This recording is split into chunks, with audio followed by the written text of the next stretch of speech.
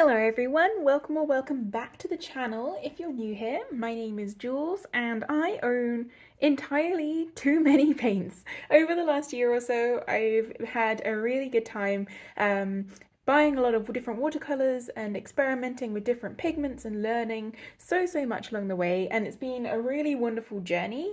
But we're getting to as I'm filming this, we're getting to the end of 2023. When you're seeing this, it's probably the beginning of 2024.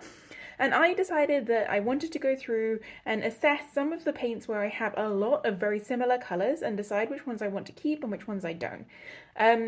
You'll notice that this lighting is a little off. There's a little bit of shadows going on. It is, at the moment we have very little daylight, so I'm really having a hard time finding good places to film.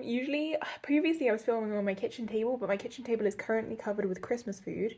And then I wanted to film at my desk, but my desk is in like the opposite corner of the living room. So yeah, we're working with what we've got here, but I will do some pictures at the end in actual daylight, so you can double check that this is about as real as it gets. This light is actually pretty good. Anyway, all of that to say that today I'm going to be swatching all of my red watercolors and deciding which ones I want to keep and which ones I maybe don't need so much. So in order to do this, I've set up this sheet. You can see here that I have all of the pans laid out except for a couple which I have in my Ultimate Watercolor palette. You should go check out that video if you have not already. And I'm going to grab my favorite brush, my Da Vinci Spin Synthetics #1 quill. And I have a pot of water off to the side here, just over here. And I think we should just get straight into it. So you'll notice that a lot of these paints I have are from Roman Szmol. Roman Szmol is a Polish brand of watercolors, and they make paints which are such beautiful quality for the price, right? Like watercolors can be super duper expensive, and the Roman Szmol ones are not, and they are artist grade. And this is Scarlet Lake with the pigment number PR 188, so that stands for Pigment Red 188. And I bought this. I went on a little bit of a mission to try and find my ideal warm red watercolor, and this was a part of that journey.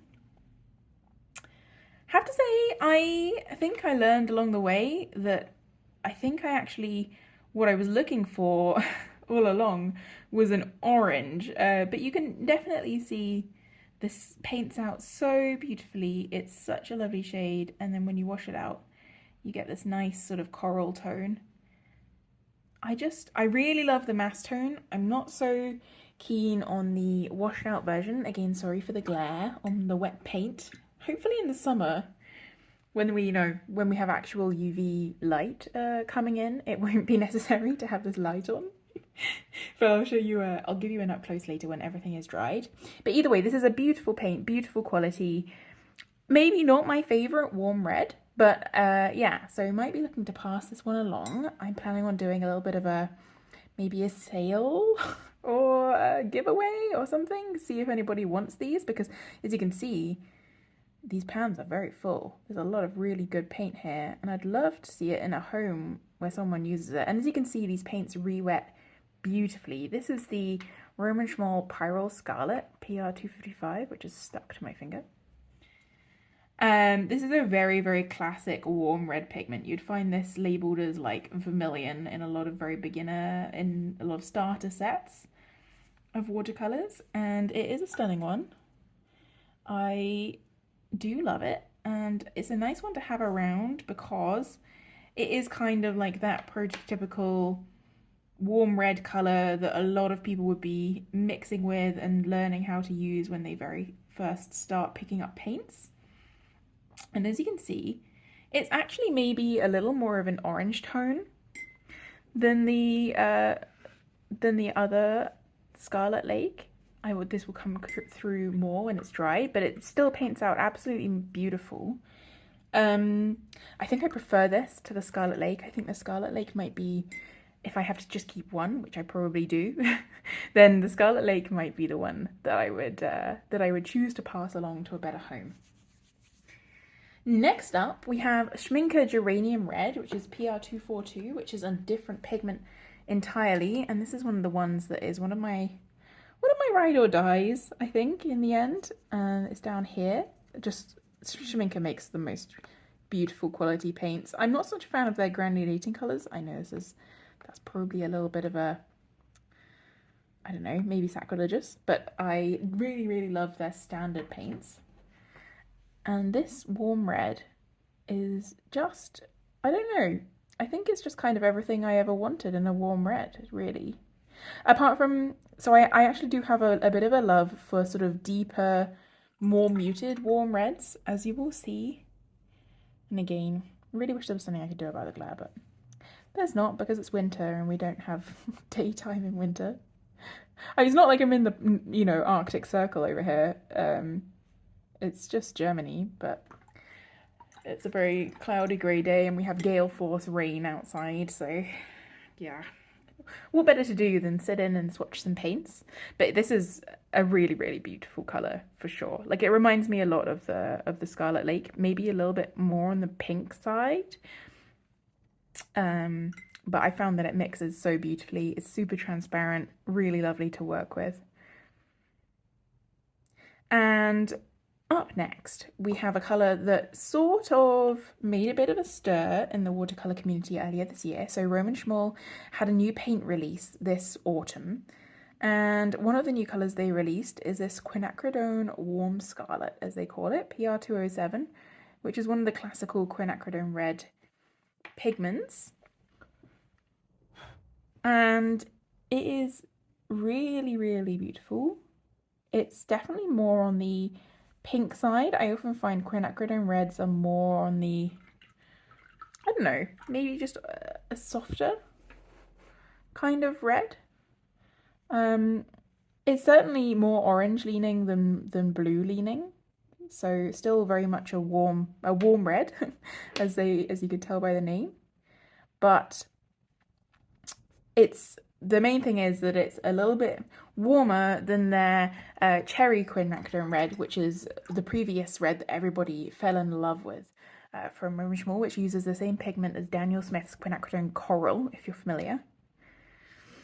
And then the final one on this row, so I picked this one up to try. I really like it. I don't know if I have a use for this colour so much. I think out of these three in the corner, I would probably just pick one. And we'll decide which one together at the end. So this is the Schmincke PR 207, and they call it Quinacridone Red Light, and I've just put it in this half pan, which is not the most practical thing for this brush, which is a little bit larger. Also re-wets beautifully. And let's see what this looks like in comparison. So you can see that in the mass tone, it's maybe a little deeper, but I also think it's a little bit less bright. And when I first got this colour, I was convinced I wasn't going to keep it. I was like, this is not a colour for me. But now I look at, when I did a little preliminary swatching to decide the order of the colours for this video, I was looking at these three, all of my Quinacridone Reds, and I thought, maybe I do like this one. So who knows? I reserve the right to change my mind. Nothing wrong with that. It's pretty hard to see in this wet state right now, but this one is definitely more of a warm, a cooler red, like a little bit more on the pink side than all of these three, which when I posted my preliminary swatching, a lot of people said they would actually call these colors orange. Not what I would do, but I guess we all see color differently, and that's what makes it so fun to explore. So moving into the second row now, I'll do this when I get to it, so I'm not putting my hand in wet paint the whole time. And this is Quinacridone Scarlet by Roman Schmall. It does not have a pigment number. It's absolutely stunning. I just really love this color.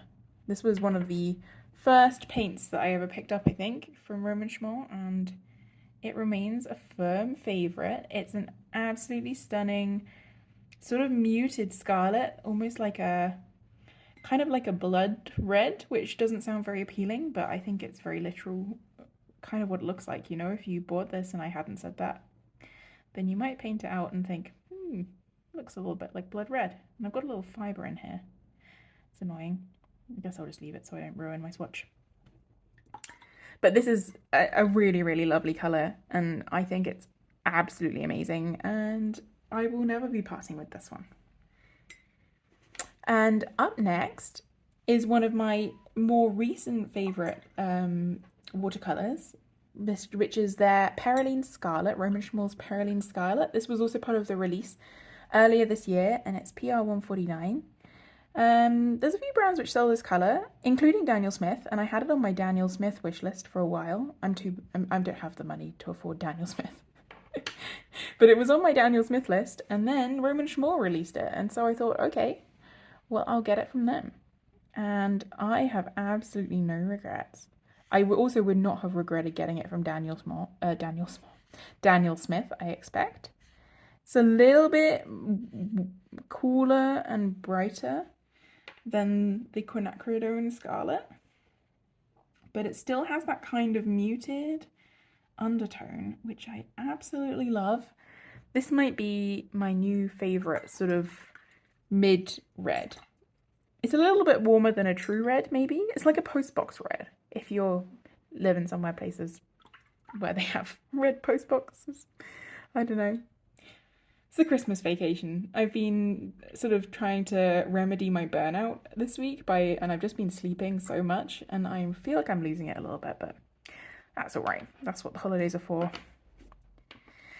And then, so up next, we're moving into the more traditional red colours, and I have two of them. I have this Roman Schmall Permaene Red, which I like it because I enjoy owning all these different colours from the same family. There's a lot of different Permaene colours, and they're often ones which I love. This one re-wets really, really well, and the colour is just like the most amazing lipstick red. This is just a little bit of oil on the paper. That's nothing to do with the paint. I'm just swatching these on like very affordable student grade, like cellulose paper. So they might not be showing any beautiful characteristics. Most of these paints are quite flat to begin with. They don't show any super granulation or anything. When this dries, you'll see what I mean. It's just a stunning red colour. Like, it really is the colour that you think of if you just think of the word red. And now I need to find my Aquarius Red. I put it over here. So Aquarius Red is one of the colours from the Roman Schmall Aquarius line, which they chose to put their own name on it, so you know they love it. And it's PR214, which is a little bit of a less common pigment. Permaene Red you find in quite a lot of brands, and also Pyrrole Red is another one which is very common, but PR214 not so much. But it's such a strong color. Like, it's a stunning red. I think that, personally speaking, I find myself not using it so much, and I think it might just be because it's such a strong color.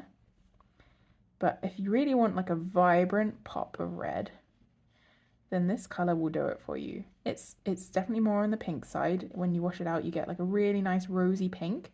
I think there are some types of roses that would look really, really beautiful in this color. You can see there what I mean. It's a little bit cooler than the Permaene Red, and maybe a little bit more saturated, though we'll have to check when it's dry.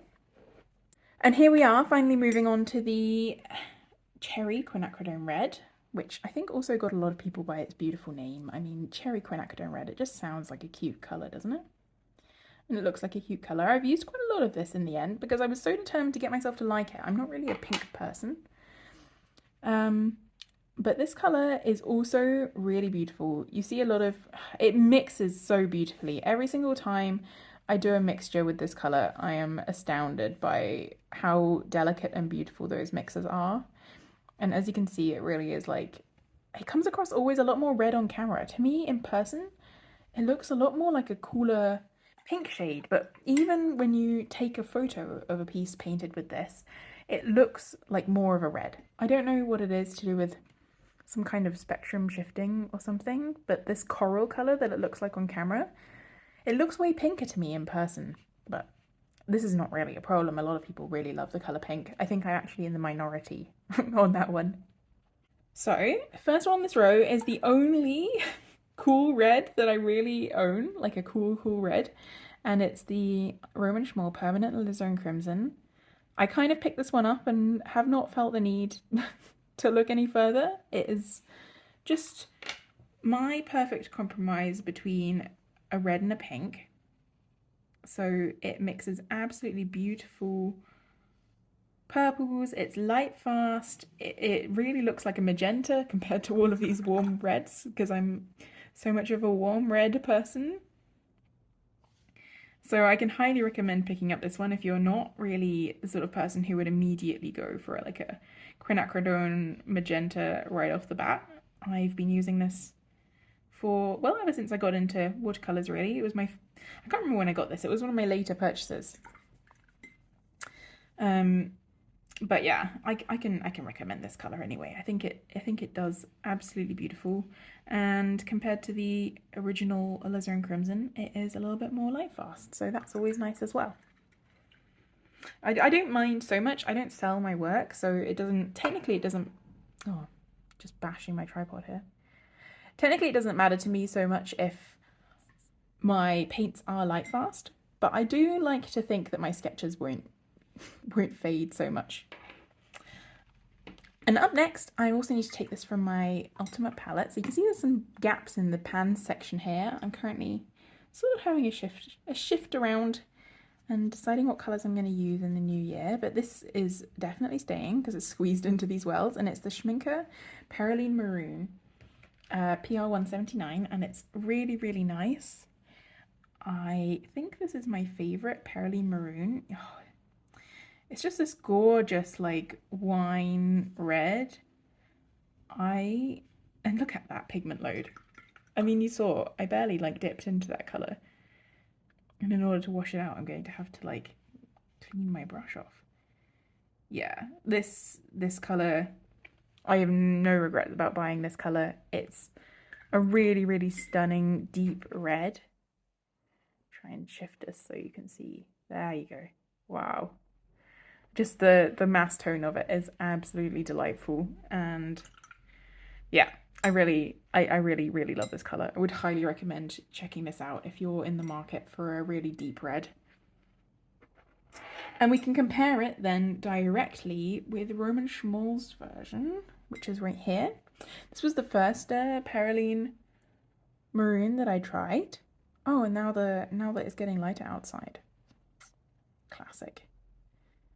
It's just terrible. Trying to film in winter is like really a nightmare. But this was the first Permaene Maroon that I tried, and it is really, really beautiful. It re-wets really well. Like, it has great pigment load. I love using it. It's just maybe a little bit less saturated. Permaene colours are kind of infamous, I suppose you could say, for having a drying shift where they get duller when they dry, and the Schmincke one does do that too, a little bit. Most watercolours do, a little bit. But I think this actually paints out a little bit warmer and a little bit duller than the Schmincke one. As you can see there, I think this is a more orangey and this is more of a blue shade, and I think that's what I'm looking for. I think I also really want to try out Pyrrole Rubine. PR, is it 246? 264. That's it. That's one which I want to try a lot in this colour family, but only once I've made some space by getting rid of some of my original colours, though obviously I keep a swatch around for comparison. And another colour that's in that same sort of family is this Roman Schmoll Cadmium Red Deep. I know a lot of people shy away from using cadmium colours because it is a heavy metal pigment. So if you've got kids or pets in the house, then maybe not, if you're worried about them getting into your materials. And it is also more opaque than the others, but I think this colour is really beautiful, and I have not been able to part with it. I just think that of all of the cadmium reds, this one is it's like a velvety. It's absolutely stunning, the way it lays down on the paper, and you do get a little bit of a granulation when you wash it out, which I really, really like that texture. It feels very festive to me, very Christmas, and yeah, I will not be parting with this one. But I may be moving on my Permaene Maroon from Roman Schmoll because I just prefer the one I have from Schmincke. Nothing wrong with this one at all, just what I prefer. And then the final the final swatch on this sheet is this Roman Schmoll's Permaene Red Deep. So they released a ton of new reds in their latest release, and I wanted to try them all, but this was one of the ones which I was mostly curious about. So it's a little bit of a wild card because honestly, I don't know how much I would call this red. You can see in the pan, it's incredibly deep. And I think I would almost classify it as a brown. So maybe I'll swatch it again if I do my earth tones, because I might also be looking to have a bit of a rationalization there. But as we will see, it's a really interesting color. It's like a very, like almost like a chestnut brown. And it's incredibly transparent and very, very delicate. And I think I want to keep hold of it because I'm still trying to understand it. You know, like they're calling it Permaene Red Deep. It looks almost like a transparent brown. And I think that it's a very interesting color. So you can see here the range of reds that I have. I'll just hold them like this so you don't get the glare, because some of them are still a little bit damp. But hopefully I'll come back with you when these are dry and we can have a closer look and I'll make some final decisions. Okay, so the paints have all dried and we are back. I think it's pretty clear. Okay, maybe this Permaene Red Deep is still a little bit damp. So I think it's pretty clear here what the overall vibe of all of these colours is. I think it's quite interesting. To me, I thought that the Permaene Red would be cooler than the Aquarius Red, but looking at them now, I would say that actually the Aquarius Red is warmer, which is interesting. That's like one of those things where you just have to wait and see when it's dry. I think it's pretty clear which sets of colours are the ones which I have to choose between. So we have these three warm reds, where I think I'm going to keep these two. The Pyrrole Scarlet, just because it's such a classic colour and I feel like it makes sense to just hold on to it. But the Scarlet Lake, I think I'm going to pass on. The Schmincke Geranium Red is in my main palette. It's staying, it's stuck. I'm not taking it out of that. So, and I also love it, so it can stay. And it is a little bit cooler than the Pyrrole Scarlet, which is something I did not know before. The Roman Schmoll Quinacridone Warm Scarlet and the Schmincke Quinacridone Red Light are very, very similar. Maybe they look a little bit pinker in person. But I think that I will probably only keep one of them. I have not decided which yet. Maybe the Schmincke Quinacridone Red Light, to be honest, just because I think that it gets a little bit darker in the mass tone and it's a little bit more muted, so maybe I prefer that. And I think that at the same time, the Cherryquin Red, as beautiful as it is, I think I may pass it on because I just do not use it that much, and I can always buy it again, you know, if I'm really missing it that much. The Quinacridone Scarlet and the Permaene Scarlet, both staying, love them. The Permaene Red and the Aquarius Red, I think I will pass on the Aquarius Red because it's lovely, it's beautiful, but I think the Permaene Red does everything I need it to do. This is a lovely colour and I'm sure somebody else will absolutely really enjoy having this in their collection, but I don't really need both of these right now. The Permanent Alizarin Crimson stands out on its own, it does its own thing, absolutely irreplaceable right now for me. And then from these three maroon colours, I think I will probably pass on the Roman Schmoll Permaene Maroon, which does actually look a little bit brighter than the Schmincke Permaene Maroon now that they're dry. But I think that this colour is sort of in between the Permaene Red and the Permaene Maroon for me. This Permaene Maroon from Roman Schmoll is a little bit closer to the red. So if I mix these two, I probably get something like this. So between these three reds, I think I probably have more than enough reds to cover everything. And the Cad Red Deep I will also keep just because I think it's a beautiful texture.